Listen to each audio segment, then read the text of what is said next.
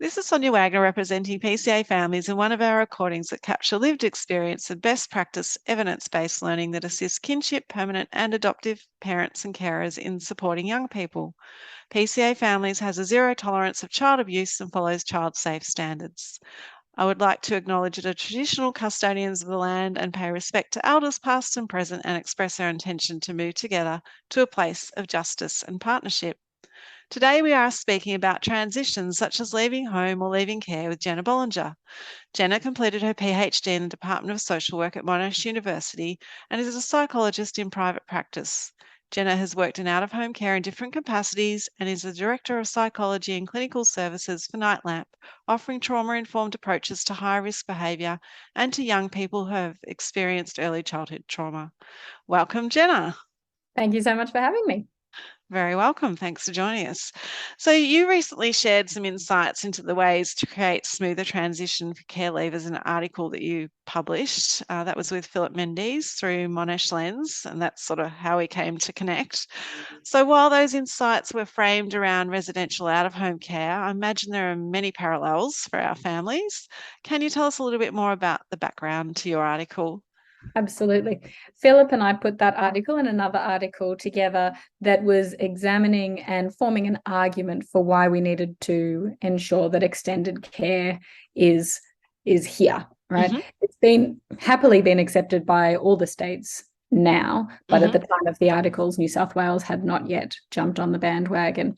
Essentially, extended care has been brought in, but it largely excludes residential care. And so the articles were forming an argument for, firstly, why extended care is important, but also why it needs to include residential care. Okay. And when you talk about extended care, you're talking about that sort of 18 to 21 age group? Yeah. Right. Okay.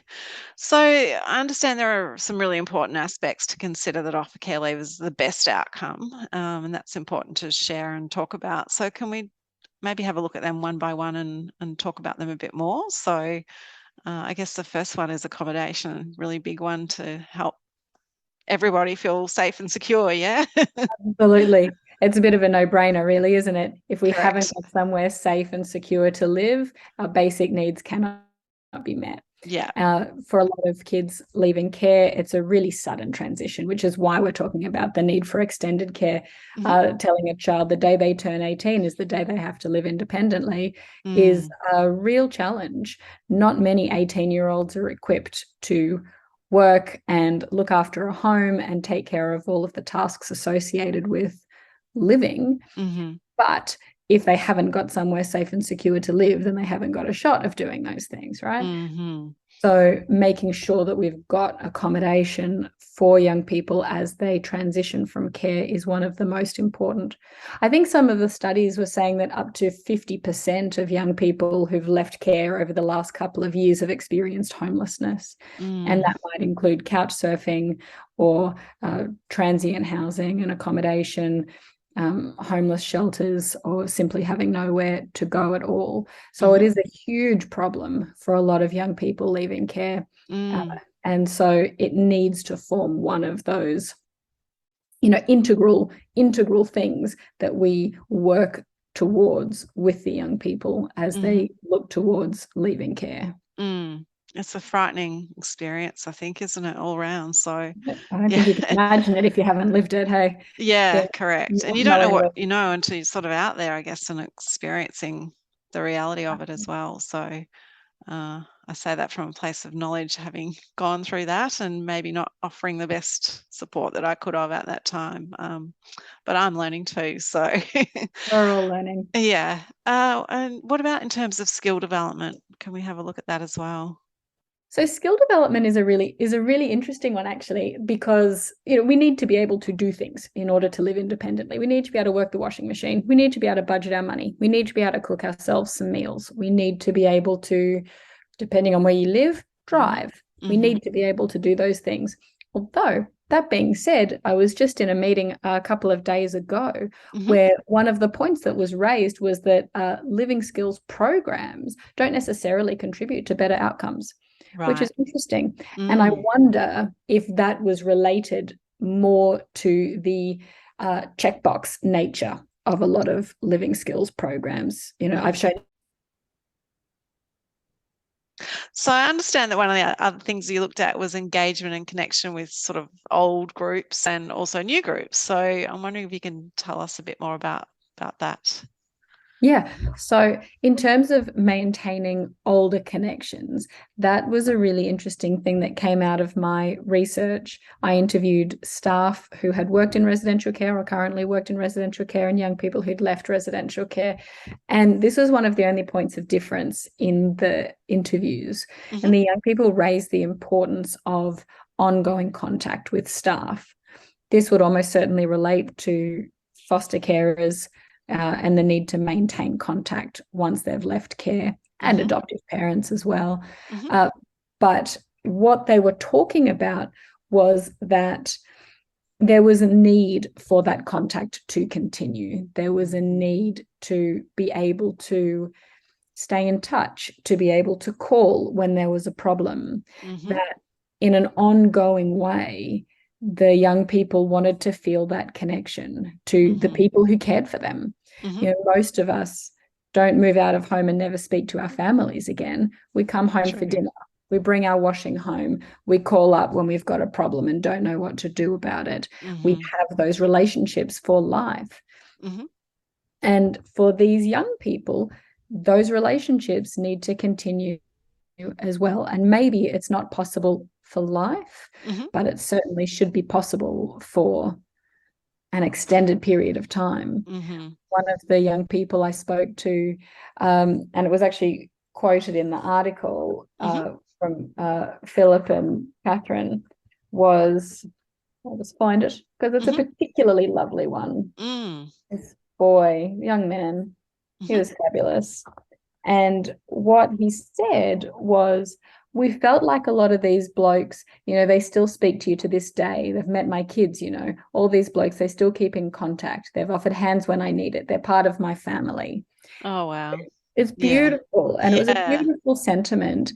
And one of the things that this young man also said was that he felt loved by the carers. And I said, something like, so you felt that they really cared for you? And he said, no, I felt loved. That's nice. So nice.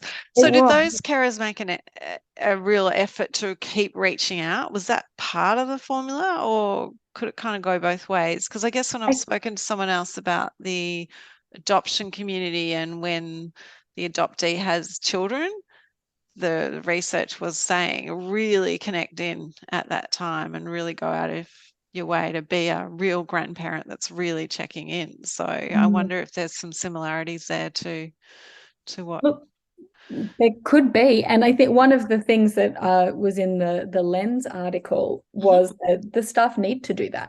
They need to be supported by the agencies to do that, to reach out to the young people, to go and pick them up and bring them back for family dinners, for Christmas, for birthdays, for significant events, to call and check in and to be supported to do that. So it's not that they're doing it off the clock, but that's part of their role, that once you care for a young person, you build a relationship with them, and that carries on until the young person doesn't need you anymore.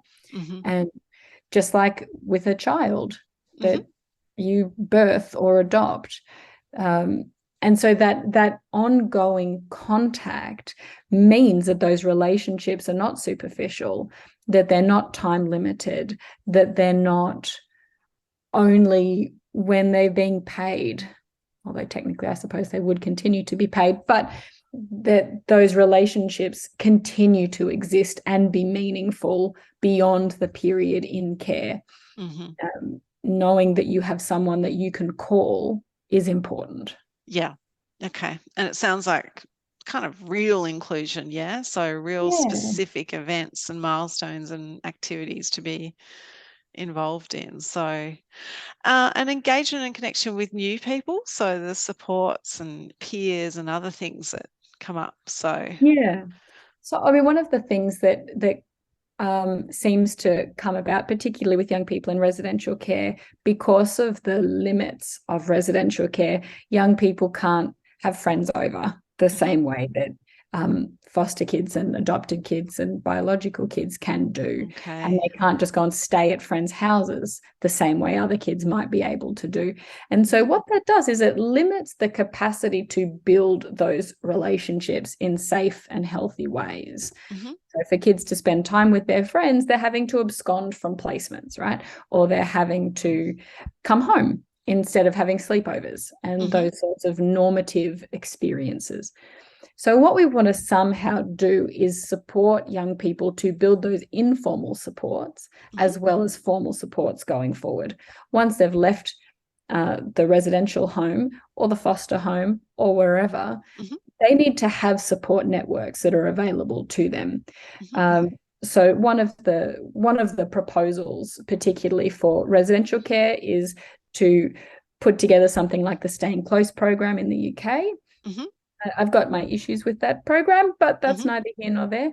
I think that what it's talking about is to make sure that the support workers that are in place for young people once they've left care are familiar to them before they've left care, so that when they turn 18 and they move on to their new placement or their new support, that's not a whole new set of people that they've never met before. Okay. Yeah. You know, that those are people that have built relationships with them from the time they're 16, 17, whatever the program develops, that they're known to them, that the people that they will be living with in their accommodation are known to them, that those transitions are slow, that they're gradual, and that they're relational, so that when we move on into our next home, we know who we're living with. You know, if we think about starting school, starting kindergarten, starting year 7, often schools run transitional programs, right, where the kids get taken to the schools a couple of times to meet the kindy teacher, to get to know some of the other kindy kids. Presumably the same happens in year 7, where they go in and they get tours of the school and they meet some of the teachers, they meet some of the other kids, so that when they transition in, it's not a complete culture shock. Of course, it's still a culture shock, but not a complete one. You've got someone you can sit with. You've met the teacher before. You know where you have to go on day one. We want to do the same here, so that young people are transitioning to their grown-up accommodation and they kind of know where to go. They know who to call if they've got an issue. They know who can help them if the plumbing's not working. They know who they'll be sharing a kitchen with.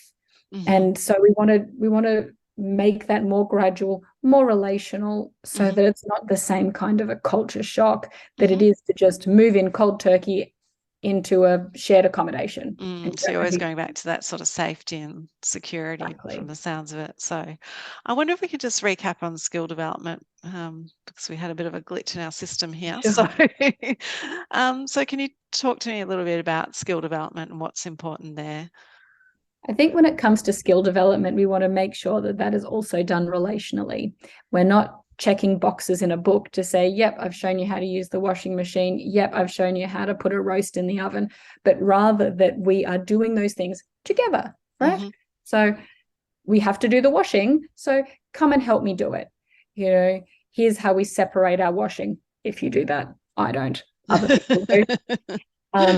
Here's how to not get all the colors to run if you don't separate them. Here's how you change the filter in the dryer or in the washing machine. I only learned how to do that not too long ago. That doesn't look like well, does it?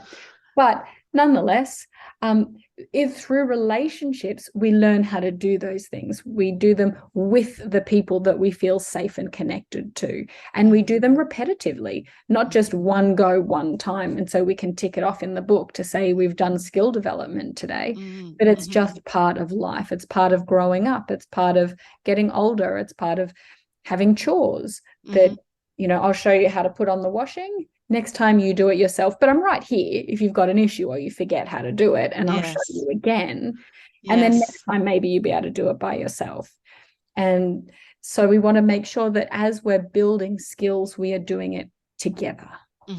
Okay. So can you send people off to just go to a course, or does that work? I mean, when we probably it would work to a degree, right? But you know, we can go and do a safe driver course, right? And learn what we need to learn. But how much do you listen? How much do you take in when you listen to someone tell you one time, even if it's for a couple of hours, that you need to drive safely because bad things will happen if you don't? Yes. What we need is to learn how to drive safely with people that we trust and people that will explain it to us in ways that we can hear it and ways that make sense to us personally over and over and over again. Yeah. I think I've always had this rule of thumb. You got to learn something 9 times until you learn it. Yeah, right. Exactly. Yeah. That's probably not wrong. Yeah. You need to learn how to boil an egg for how many minutes for it to be soft boiled, for it to be hard boiled. And when you don't remember, you need to have someone you can call and say, hey, I've forgotten how long I have to boil that egg for. Absolutely. Yeah. Thank you. And what are the likely outcomes for young people leaving care? Maybe we can look at those broken down aspects again, such as accommodation stability. Yeah. Well, not great, ultimately, is the takeaway message. Internationally, leaving care youth do worse than young people who did not leave care. That is not across the board for every single person, but in general, they have worse outcomes than young people who did not leave care. And there's a million reasons for that. And, it would be virtually impossible to really nut out exactly what's different.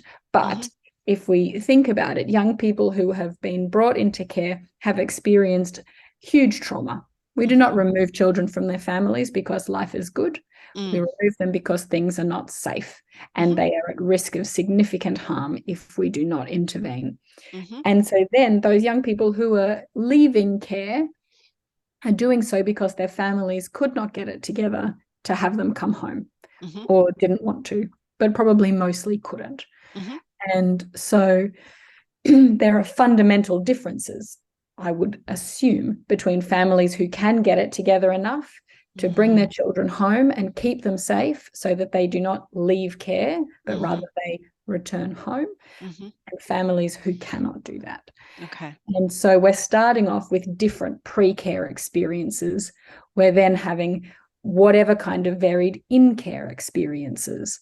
And for some young people, things go exactly as they should. And they are adopted or fostered into one family where they live forever and they are part of that family, regardless of extended care programs or not. They are part of that family and they go home to mum and dad whenever they need to. And that is what it is. And that's perfect. That's how it should be, right? Unfortunately, that is not always the case. And when we're looking at residential care, we are looking at a different cohort again. Studies that examined foster care young people and residential care young people found that at baseline, they are different. So they, youth in residential care have higher rates of drug and alcohol use, higher rates of mental health issues, higher rates of involvement with the juvenile justice system. At baseline, they are not the same group. And so when we look at the leaving care literature, it looks, where we can differentiate residential care and other forms of care, it looks like they do a little bit worse. But they're also different at baseline. So it's hard to look at that data. To be honest, it's unclear. But what we know across the board internationally is that young people leaving care do worse than their non-care peers in general. And so when we don't, and we know that in terms of accommodation, about 50% will experience homelessness in the first few years after they've left care, which we spoke about before. So we know that we're not doing a great job. We know that there's insufficient housing. We know that there's insufficient support for housing. Lord knows anyone who is renting knows how bloody expensive it is to rent anywhere. I live far away from everything, and it is really expensive for people to find a rental. I think, and so how are you paying that? Who is paying that? Who is finding it when we've got shortages of rental properties? Who is supporting young people when they don't have anywhere to go to wait it out? You know, Yeah. if you're living at home with mum and dad and you're looking to rent a place and you can't find one, you can probably stay until you do.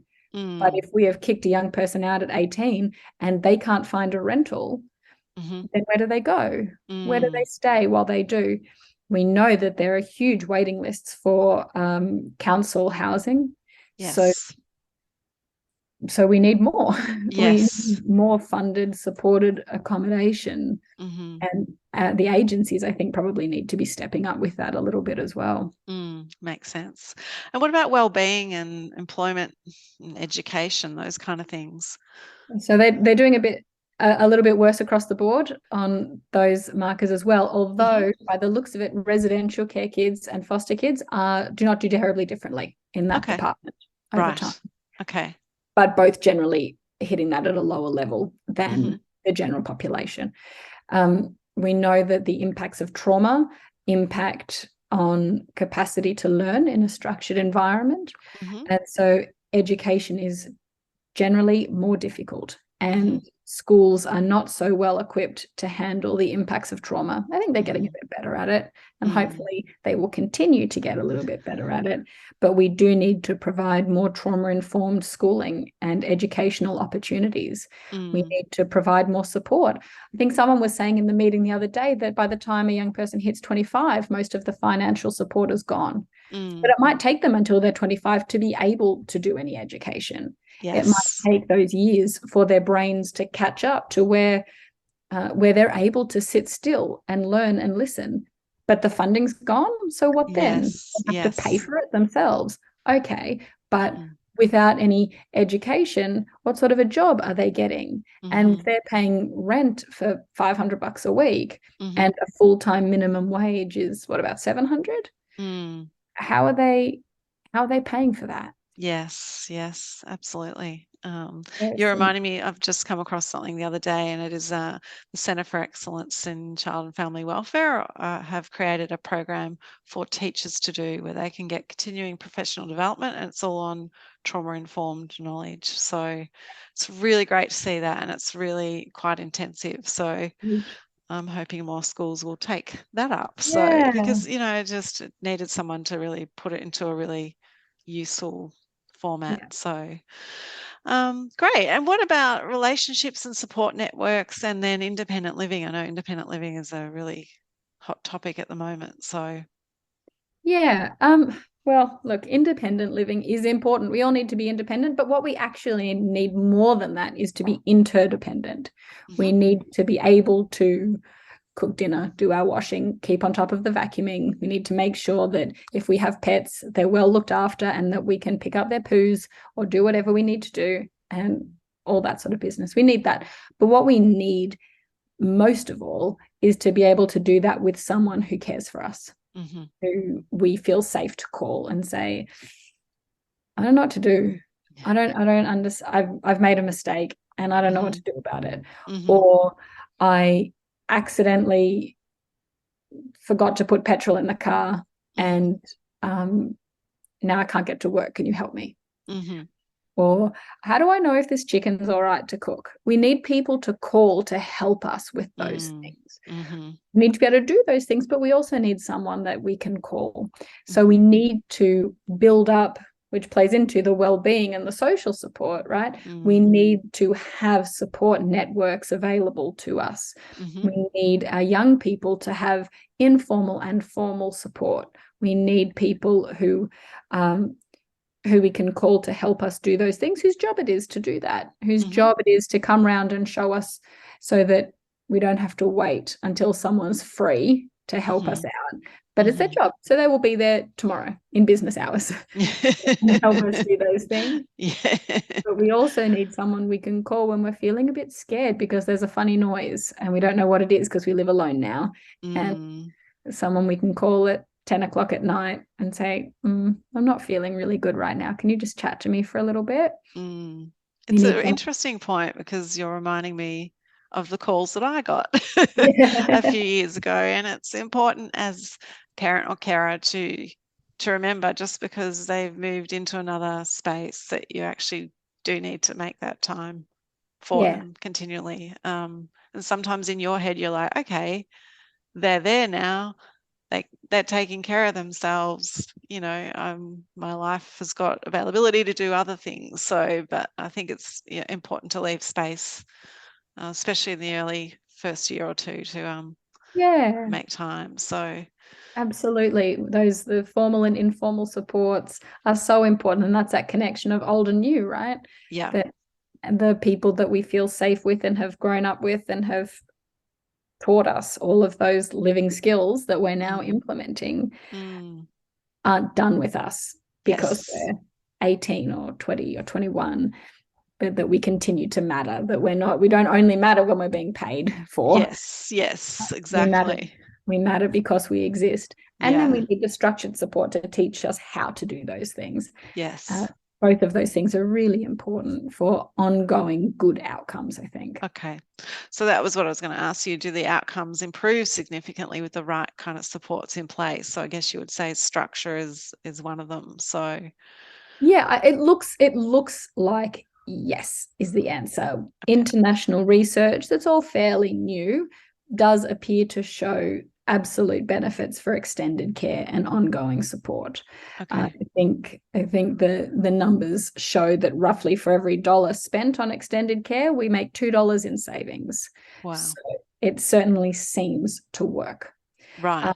Which is one of the arguments that we've made in the articles, is that while residential care is hugely expensive, and it is, there is no question about that, it is hugely expensive. But if we invest in making sure that our kids are doing well, then we're going to save money later in the criminal justice system, in the drug and alcohol system, in the mental health systems. If they're doing well and they're supported and they've got good relationships and they don't need any of those support services, then that's better. So the cost is, as far as I'm concerned, not a good enough reason not to do it. Yeah. But it looks like it. It definitely looks like putting the right supports in place has an impact. And yes, structure is one of those things. We need to be able to predict what life is going to look like.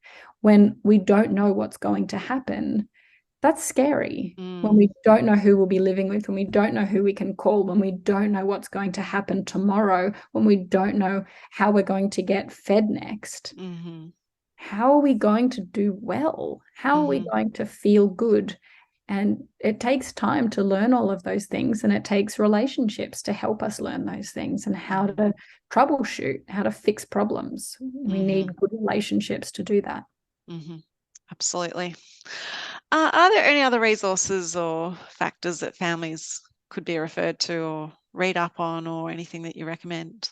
Well, I'm sure there's lots of resources, and we need to make sure that our caseworkers are letting us know what we have, or what young people have a right to, like the TILA allowance, which is the transition to independent living allowance. I don't know how much it is, but it's available.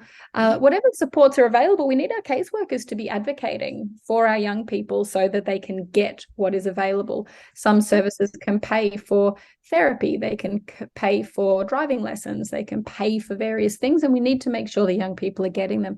But I think what's also fundamentally important here that we really haven't talked about at all is that we need to talk to the young people about what they need and what they want, and let them have agency in their lives. That's a good point. We need to know. And, by the time they're 15, 16, 17, they've got a sense of what they want from their life. So it's not the grown-up saying, this is how you're going to be, this is what support you're going to have, but rather saying, what do you need? What do you want? What sort of a life do you want to live? I mean, not many kids can necessarily answer that, but if they can, we need to be listening to that, right? Instead of saying, I'm going to pay for your driving lessons, we can say, look, we've got this, we've got this money, and we can put it towards driving lessons. We can put it towards university costs. We can put it towards whatever. How do you think that this could be best spent for your life? And then taking that into account. Yeah, absolutely. So we run a Better Futures and Home Stretch program, which offers some of those supports that you just mentioned as well. And it's really important for us to make connections with the young people, so that, because instead of dealing with parents and carers, it's about us connecting with young people. So that's the hard part, is getting young people to connect in and, Yes. and make the phone call and find out what's available to them. And, and I believe it's extended even into things like gym, because that relates to well-being. And Awesome. so all those therapeutic kind of supports are wrapped up in that as well. So That's wonderful. which is important. So thank you for pointing that out. So and thank you so much for your time today. Was there anything else you wanted to comment on? I don't think so. I think we've covered a lot. I really appreciate you having me on to talk today. It's been really great. It's wonderful. Thanks for sharing all your knowledge. No worries at all. Thank you. Bye-bye.